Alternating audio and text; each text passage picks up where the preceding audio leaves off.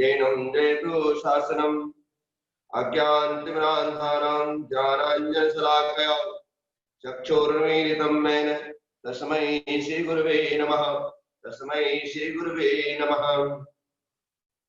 देवदेवं दिनं नत्वा भवोद्भवविनाशनं भक्षेऽहं देशनां काञ्चित् मतिहीनोऽपि भक्तितः। प्रथम तीर्थंकर भगवान विष्णुदेव से लेकर अंतिम तीर्थंकर भगवान महावीर स्वामी तक समस्त तीर्थंकर भगवान को नमस्कार करता हूँ। गुरु गौतम स्वामी से लेकर अंतिम सत्केवली आचार्य भद्रबाहु स्वामी तक, आचार्य कुंदकुंज स्वामी तक, आचार्य कुलभद्र स्वामी तक, चार्य चक्रवर्ती 20वीं सदी के प्रथमाचार्य श्री शांत सागर महाराज तक, पूज्यपाद गुरुदेव आचार्य भगवान श्री पुष्पदंत सागर महाराज तक, समस्त दिगंबर जैनाचार्यों के श्री चरणों में कोटि सा वंदन नमन नमस्ते करते हुए आज का यह स्वाध्याय प्रवचन प्रारंभ करता हूं।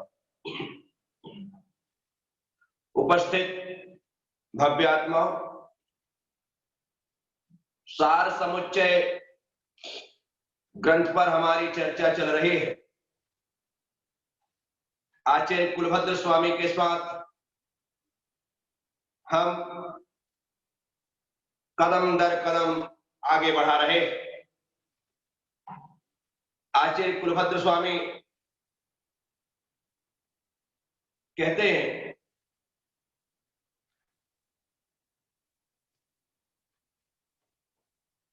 ज्ञानाभ्यासा सदा कार्यो ध्याने चाध्यने तथा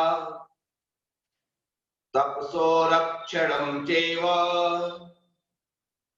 यदि चेत आत्मनः। हे आत्मन, यदि आत्मा का हित चाहते हो तो कंडीशन है,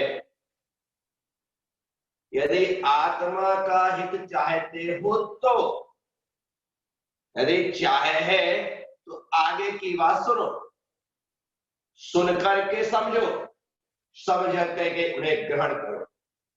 पहली बात आचार्य महाराज कहते हैं, यदि आत्मा का हित चाहते हो तो, वैसे भी मोक्ष मार्ग में चलने वाले मोक्ष मार्गी गुरुओं के जो कथन है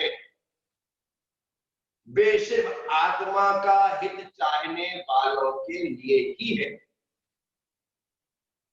आपने सुना होगा समाव शरण में भव्य जीवों को ही प्रवेश मिलता है, या यूं कहें कि समाव शरण में से भव्य जीव ही पहुंचते हैं। जहां भगवान विराजमान है, जहां 12 सभाएं, वहां बाहर घूमने के लिए तो सभी आते, भव्य जीव भी, मिथ्या दृष्टि भी सब वहां पहुंचते हैं, लेकिन जो भव्य स्तूप है उसे तो अभव्य जीव देख भी नहीं पाते हैं। इसका अर्थ क्या है? इसका अर्थ यही है, जिसके भीतर मोक्ष पाने की शक्ति है वह भव्य है, और जिसके भीतर शक्ति है, शक्ति के साथ जिसके मन में मोक्ष पाने की इच्छा है। शक्ति तो सामान्य रूप से बहुत से जीवों में होती, लेकिन कितने जीवों में आत्मा के कल्याण की इच्छा होती? कितने जीवों? तो शक्ति का होना, पहले मोक्ष पाने की शक्ति का नाम है भव्यता, लेकिन उस भव्यता के होने पर मोक्ष की इच्छा होना, कल्याण का भाव होना एकदम अलग। अब भाव वाले भी आपको मिल जाएंगे, लेकिन भाव के पश्चात उसे जीवन में अमल में लाने वाले कितने मिलेंगे? आज 130 करोड़ की पॉपुलेशन में सिर्फ 1500 पिछी कमंडल को धारण करने वाले मोक्ष मार्गी है। क्या 130-35 करोड़ में सिर्फ 1500? विचार करें, 130-35 करोड़ में कितने भव्य जीव होंगे? करोड़ों की संख्या में भव्य जीव होंगे, लेकिन सबके मन में कल्याण की इच्छा नहीं। आचार्य यहां पर कह रहे हैं, हे आत्मा, यदि आत्मा का हित चाहते हो तो क्या? हे आत्मन संबोधन ही आत्मा को किया जा रहा है। हे आत्मन यदि आत्मा का हित चाहते हो तो जब शिष्य ने कहा कि हाँ गुरुदेव, मैं अपने आत्मा का हित करना चाहता हूं, अपने आत्मा का कल्याण करना चाहता हूं, संसार में बहुत भटक चुका हूं, संसार की विधियों में भटक भटक करके मैंने बहुत दुख सहन किए हैं, अब मैं संसार के दुखों से मुक्त होने के लिए अपने आत्मा के हित में अपने आप के हृदय को, अपने आप के चित्त को, अपने आप के मन को लगाना चाहता हूं। जब ऐसा शिष्य कहता है तब गुरु महाराज आगे गए, ध्यान में और अध्ययन में निरंतर ज्ञान का अभ्यास करो और तप की भी रक्षा करो। ध्याने चाधने तथा तपसो रक्षण चेव। ज्ञान, ध्यान और अध्ययन, ध्यान और अध्ययन। आचार्य कुंदकुंज स्वामी ने रयणसार में लिखा है, दानम पूजाम सावयवम। दान और पूजा श्रावक का मुख्य धर्म है। उसी तरह उसी गाथा की दूसरी पंक्ति में मुनियों को लिखा, ध्यान झेड़म। मुनियों के लिए ध्यान और अध्ययन, मुनियों के लिए ध्यान और अध्ययन, श्रावकों के लिए दान और पूजा, दान और पूजा। अब जब इस गाथा की व्याख्या श्रवण बेलगोला में हुई तो स्वामी जी ने एक बात चिंतन पूर्ण रखी, तो कहा जो ध्यान और अध्ययन है तो ध्यान को सामायिक मत समझना और अध्ययन को स्वाध्याय मत समझना। मैं अपने शब्दों में कह रहा हूं, उन्होंने तो संक्षेप में बात कही थी, अपने शब्दों से कह, ध्यान को सामायिक मत समझ और स्वाध्याय को अध्ययन मत समझ। अब जब यह बात है तो मैं पूछता हूं कि आखिर ऐसा क्यों? ऐसा इसलिए क्योंकि सामायिक विधि पूर्वक होती, सामायिक विधि पूर्वक, लेकिन ध्यान की कोई विधि नहीं। ध्यान में होना होता है, खोना होता है। सामायिक का एक निश्चित समय है, ध्यान का कोई निश्चित समय नहीं। ध्यान कभी भी किया जा सकता, लेकिन सामायिक संधि काल में ही की जाती, सामायिक संधि काल में ही की जाती है। ध्यान कभी भी किया जा सकता है, 24 घंटे किया जा सकता है। आप समझिए बात। ऐसे ही स्वाध्याय भी समय पर किया जाता है, पूर्व रात्रिक, अपर रात्रिक, पौर्वाणिक, आपराणिक, इन कालों में स्वाध्याय, लेकिन अध्ययन कभी भी किया जा सकता है। स्वाध्याय श्रुत और आचार्य भक्ति पूर्वक किया जाता है, श्रुत भक्ति पूर्वक समापन किया जाता है, लेकिन अध्ययन के लिए ऐसा नहीं, अध्ययन कभी भी किया जाता है। तो वहां पर स्वामी जी ने कहा यदि स्वाध्याय और अध्ययन एक मांग लेंगे तो इतने ग्रंथ हैं, इतने ग्रंथ हैं, इतने ग्रंथ है कि उनका हम स्वाध्याय नहीं कर सकते, अध्ययन करके ही हम उन्हें पूरी तरह से पढ़ सकते हैं। इसी तरह से श्रावकों के लिए भी कहा था कि दान और पूजा, जैसे दान 24 घंटे किया जाता है, कभी भी कर सकते हैं, उसके लिए कोई समय नहीं है, वैसे ही पूजा भी आप कभी भी कर सकते हैं, पूजा भी आप कभी भी कर सकते हैं। सुबह करो, दोपहर करो, शाम करो। शास्त्रों में तो रात्रि में पूजा का विधान है, रात्रि में पूजा होती कर्नाटक में कई स्थान पर। इसलिए यहां पर दान जिस तरह से सुबह, दोपहर, शाम, रात कभी भी दिया जा सकता है, जब देव तब हमारे तीर्थों में रसीद कर जाती, उसी प्रकार से आचार्य कहते हैं पूजा भी आप कर सकते हैं। ऐसा सुनने में जब श्रवण बेलगोला में आया तो बात यह है कि दान और पूजा हमेशा की जा सकती है, ध्यान और अध्ययन हमेशा की। तो ध्यान में और अध्ययन में निरंतर अभ्यास, निरंतर देखिए, बिना अभ्यास के कोई भी कार्य सिद्ध नहीं होता। करत करत अभ्यास के जड़मति होत सुजान। मूर्ख से मूर्ख, बुद्धू से बुद्धू, अज्ञानी से अज्ञानी, गवार से गवार व्यक्ति भी सतत अभ्यास करता है। जड़मति होत सुजान, वह बुद्धिहीन भी बुद्धिमान हो जाता है। उदाहरण दिया, रसरी आवत जात ही सिल पर पड़त निशान। जिस प्रकार से कुएं में जब पानी भरने के लिए लोग जाते हैं, हमारी महिलाएं जाती हैं, और एक मुलायम सी रस्सी को बार बार जब कुएं में डाला जाता है पानी बाल्टी में बांध करके और उससे खींचा जाता है, तो कठोर पत्थर भी उस रस्सी के आने जाने से धीरे धीरे धीरे धीरे करके घिस जाता है, वहां पर गड्ढे पड़ जाते हैं। रसरी आवत जाती सिर पर पड़त निशान, पत्थर की शिला पर निशान पड़ जाते हैं गहरे। समझ रहे हैं बात? यहीं पर अभ्यास करने से बुद्धू से बुद्धू भी बुद्ध हो जाता है। अभ्यास, इसलिए सतत अभ्यास की जरूरत है। हम सोचें कि एक बार पढ़ने से सब कुछ हो जाएगा, नहीं, बार बार पढ़ना पड़ता है, बार बार अभ्यास करना पड़ता है, तब जाकर के थोड़ा बहुत हमारे दिमाग में बैठता। थोड़ा बच्चा साल भर पढ़ाई करता है, साल भर। एक पतली सी किताब होती, उस किताब को वो पढ़ता है, कितने बार उसमें टेस्ट लिए जाते हैं, weekly, monthly, half yearly, final, exam पर एग्जाम होते हैं, उसी किताब बार बार।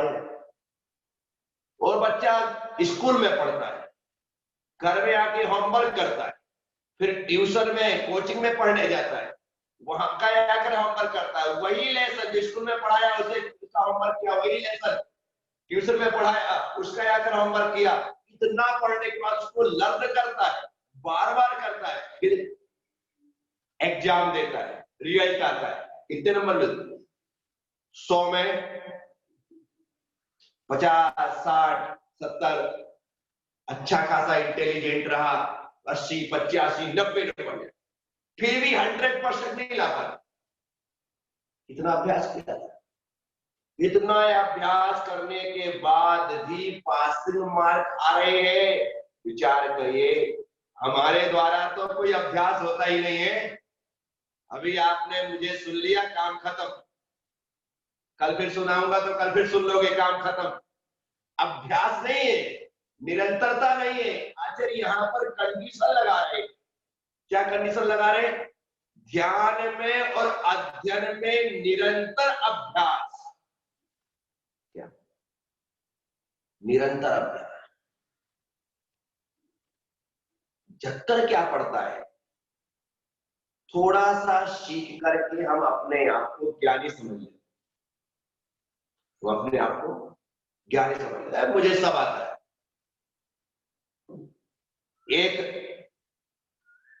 कहानी सुना करके जब बच्चा स्टेज से नीचे उतरता है, चारों तरफ देखता है, जब तक लोग ना कहे कि हारा बहुत शानदार कहानी सुनाई, तब तक उससे मजा ही नहीं आता।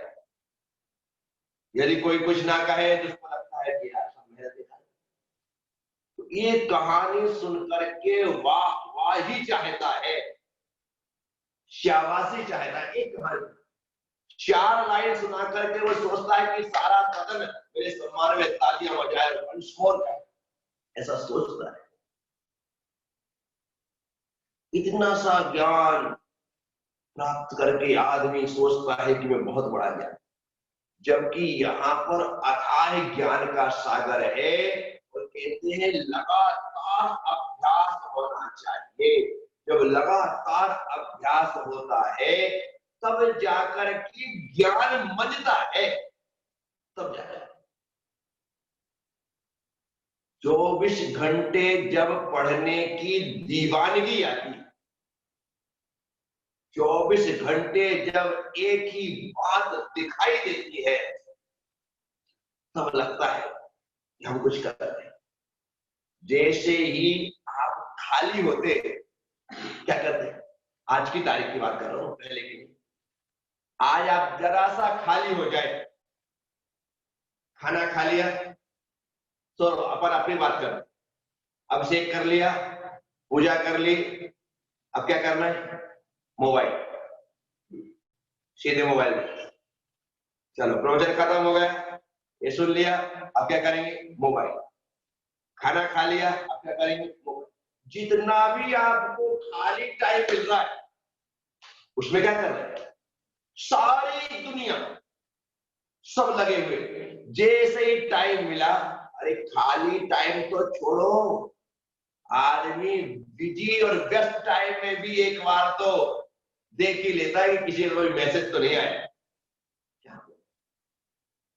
जितना मोबाइल देखने का मन और भाव बार बार होता है, इतना यदि इन ग्रंथों को देखने का अभ्यास करने का भाव हो जाए, तो आज की तारीख में हम ज्ञान के सागर में डुबकियां लगा करके वे आवदार मोती और रत्न प्राप्त कर ले, जिन्हें पाने के लिए हम जन्मों से भटक रहे हैं। लेकिन इनमें तो लगता है कि कब बंद कर दे, और मोबाइल लगता है कि कब खोल ले। इसे क्या लगता है? कब बंद कर दें, और मोबाइल लगता है कब खोल। बेचैनी हो जाती है, जरा सा नेटवर्क ना आए या बैलेंस खत्म हो जाए तो बहुत सारी तकलीफ हो जाती है। यार मेरे में बैलेंस ही नहीं है, आज नेटवर्क ही नहीं मिल रहा है, नेटवर्क कमजोर मिल रहा है, बड़ी बफरिंग हो रही है, मजा ही नहीं आ रहा है, डाउनलोड ही नहीं हो रहा है, देखने ही मिल रहा है। इतना सोचने लगता है यार। हमारी रुचि संसार के प्रति, संसार के कामों के प्रति तो बहुत है, लेकिन ज्ञान के अभ्यास के लिए, ध्यान और अध्ययन के लिए हमारी रुचि नहीं है। इसी कारण से जो ज्ञान हमें मिलना चाहिए, वह ज्ञान हमें मिलता नहीं। साथ आज कह रहे हैं, ध्यान में, अध्ययन में निरंतर अभ्यास होना है। और उन्होंने एक बहुत अच्छा शब्द जोड़ा है, लिखा है, तपसो रक्षणम चेव। क्या कहते हैं? और तप की, तपस्या की रक्षा करनी चाहिए।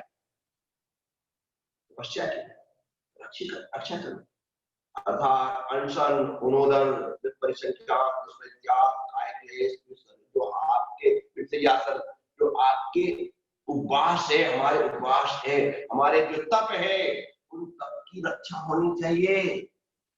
यदि आपने तप की रक्षा नहीं की, अर्थात तप को बढ़ाया नहीं, तप को छोड़ दिया, वहां पे मान करके चलिएगा कि आपके हमारे द्वारा इंद्रिय और मन वशीभूत नहीं होंगे। तब क्या है?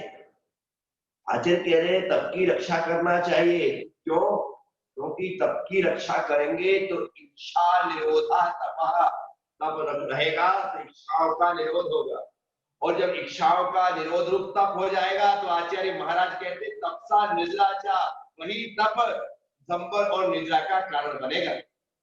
इच्छाओं का निरोध होने पर संबर और निद्रा होगा। लेकिन अभी हमारी तो इच्छाएं बेलगाम भाग रही है, उठ रही है, खड़ी हो रही है, हमें भगाए चली जाए। इच्छाओं को रोकने का नाम तप है। तो यहां पर यदि कह रहे हैं तपसो रक्षणम चेव, वह तप की रक्षा करना चाहिए। कौन से तप की? इच्छा निरोध नाम के तप। इच्छाओं का निरोध होना चाहिए। हमारी इंद्रियां लगातार डिमांड करती है। स्पर्श इंद्रिय अपना सुख चाहती है, तो रसना इंद्रिय अपना सुख चाहती है, घ्राण इंद्रिय अपना सुख चाहती है, तो चक्षु इंद्रिय अपना सुख चाहती है। कर्ण, पांचों की पांचों इंद्रियां अपने अपने सुख को चाहती है। आंखें अच्छा देखना चाहती है, कान अच्छा सुनना चाहते हैं, नाक अच्छा सुनना चाहती है, व्यवहार अच्छा खाना चाहती है, शरीर अच्छा स्पर्श चाहता है, इस सब अपने, यदि आप इनके विषयों को ही पूरा करते रहोगे तो हो गया काम, फिर तुमसे कुछ नहीं हो सकता। इंद्रियां और इंद्रियों का राजा मन, ये तुम्हें बेहताश दौड़ाने वाला है। तुम लाख कोशिश करो, इन्हें पकड़ नहीं सकते। कभी तुम्हारे मन में अपनी ही परछाई को पकड़ने की इच्छा हो, अपनी ही परछाई को पकड़ने की इच्छा हो, और तुम उस परछाई को देख करके दौड़ करके उसे पकड़ना चाहो, पकड़ लो। जैसे जैसे तुम दौड़ोगे, परछाई तुमसे आगे दौड़ेगी। अब क्या करो? इच्छा हुई तुम्हारे मन में परछाई को पकड़ने की, लेकिन पकड़ लो। उसे पकड़ना है तो आपको अपने हाथ से अपना हाथ पकड़ना है। जैसे ही तुम अपना हाथ पकड़ोगे, परछाई पकड़ी हुई दिखाई देगी। अपना सिर पकड़ना है, अपने सिर को पकड़ोगे, परछाई पकड़ी हुई दिखाई देगी। उसे दौड़ करके नहीं पकड़ना है, अपने को पकड़ो, वो पकड़ी हुई दिखाई देती है। मन को वशीभूत कर लो, सारी इच्छाएं तुम्हारे वशीभूत दिखाई देती है, तुम्हें पकड़ी हुई नजर आती है, तो कोई भी इच्छा नहीं। पर हम परछाई को पकड़ने के लिए दौड़ रहे हैं, अपने आप को पकड़ने की चेष्टा नहीं कर रहे, अपने मन को पकड़ने की कोशिश नहीं कर रहे, सोचते इच्छाएं कम हो जाए। अरे मन को पकड़ लो, सब कुछ कम।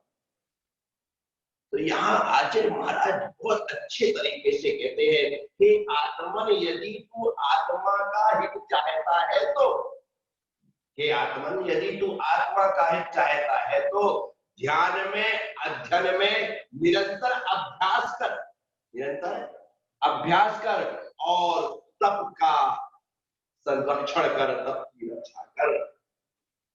साथियों, यदि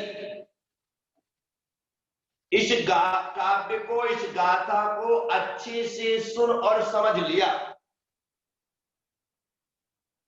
और दिमाग में लगा लिया कि मुझे तो अपने आत्मा का कल्याण करना ही करना है, और जब आत्मा का कल्याण करना है तो ये कार्य करने पड़ेंगे, इनके बिना कुछ नहीं हो सकता।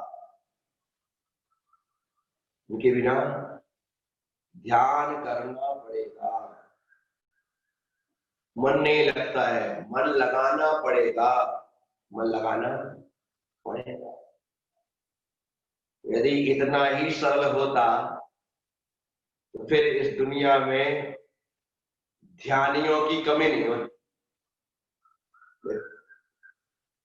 मानी संसार में बहुत, सबसे ज्यादा अज्ञानी, सबसे ज्यादा अज्ञानी संसार में। फिर जो थोड़े बहुत ज्ञानी है तो मानी, क्या है, मानियों की संख्या भी बहुत है। अज्ञानी सबसे ज्यादा, उससे कम मानी। मानी, ज्ञानी वो भी कम, दानी वो भी कम, ध्यानी ये तो बहुत कम है, नहीं के बराबर है, ढूंढे ढूंढे नहीं मिलते हैं।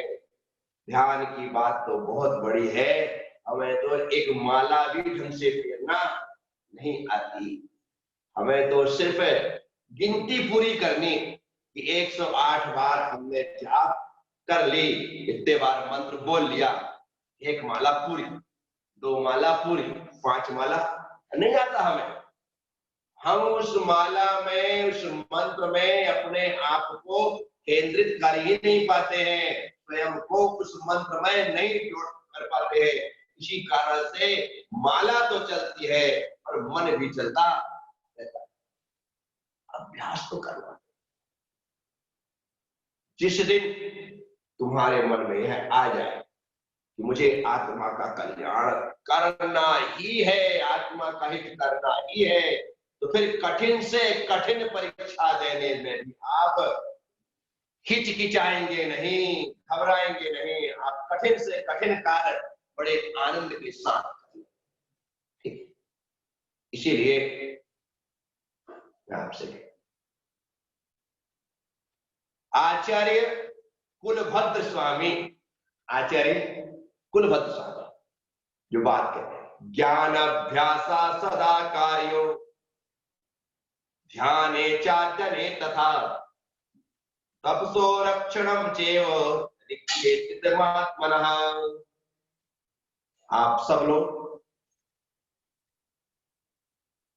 अपने आत्मा के कल्याण की भावना भर जब भी गुरुओं के दर्शन करें, उनके पास जाएं, बस एक ही बात कहना, गुरुदेव आपके आशीर्वाद से शारीरिक, मानसिक, पारिवारिक, व्यापारिक कोई दुख नहीं है, मैं सुखी हूं। बस आप तो मुझे अपनी आत्मा के कल्याण का आशीर्वाद दे दो और मेरी आत्मा का कल्याण हो सके, वह रास्ता मुझे दिखा। संसार की सुखों को भोगा है मैंने, संसार में रहते दुखों को सहन किया है मैंने, सब कुछ कर लिया, लेकिन अब मेरे मन में आत्मा के कल्याण का भाव जागृत हुआ है। अरे बुढ़ापे में जाकर के ऐसी बात कहो, लेकिन कहो तो सही, यूं ही मत चले जाना, अन्यथा ये दुर्लभतम मनुष्य जीवन पाने के बाद यदि ये जीवन खो गया तो ना जाने फिर कितने कितने कितने जन्मों के बाद यह प्राप्त होगा। तो साथियों, आप सबसे कह रहा हूं, गुरुओं के निकट, गुरुओं के सानिध्य में जाने के बाद, बैठने के बाद हमें इतना तो करना ही चाहिए, उनसे इतना कहना ही चाहिए, गुरुदेव बस आत्म कल्याण का आशीर्वाद दें, ताकि यह जीवन, यह मनुष्य भाव सफल और सार्थक हो सके। आप सबने सुना है, अनुग्रहित हूं, उम्मीद और विश्वास रखूंगा आत्म कल्याण की भावना आपके मन में जागृत होगी। और नमः सबसे क्षमा, सबको क्षमा। जय गुरुदेव, जय महावीर।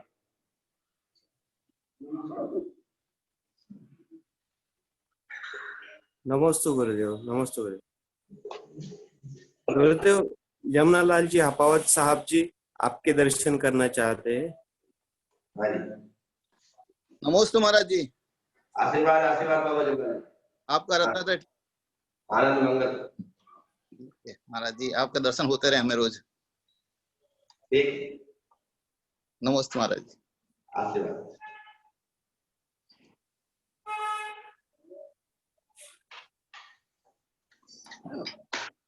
अनिवेश भैया